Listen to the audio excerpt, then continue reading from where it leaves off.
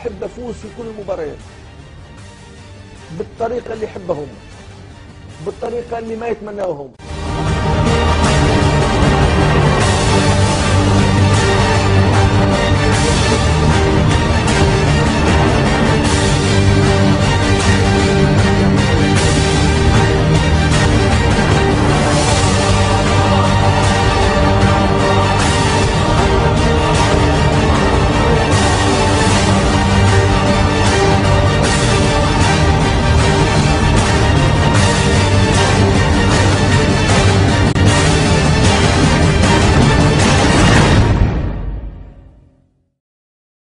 في 10 دقائق لعب من هذا الشوط الأول.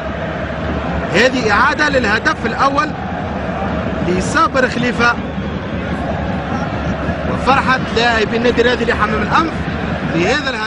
العياري في وسط الميدان مقطوعة طويل الكرة في اتجاه أكرم معتوق يتجاوز الحارس. وسيم نوارة فرصة هدف من أكرم معتوق والهدف الثاني. رجعوا في اللعب لازم يسجل هدف. وهجوم ثالث ومع أكرم معتوق مرة أخرى يتجاوز الحارس وسيم نوارة والهدف الثالث.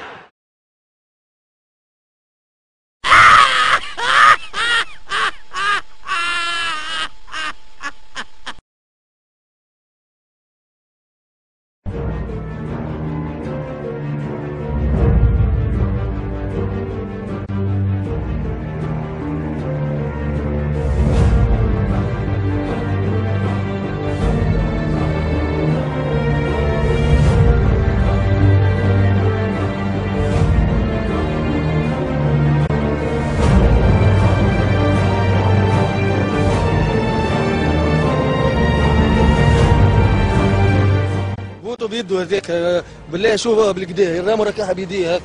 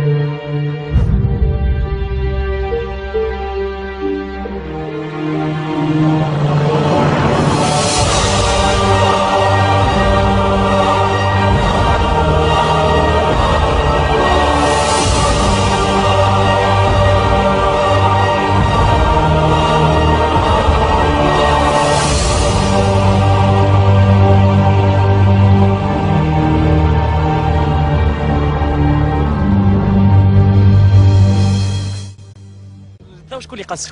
كيفاش تقص؟ ما عندي حتى جواب.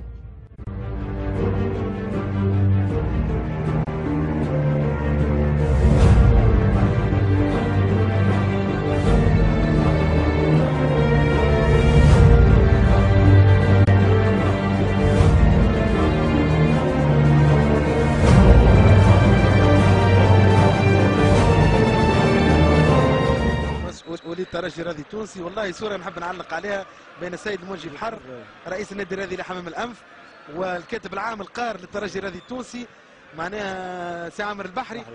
صوره حلوه وصوره جميله جدا.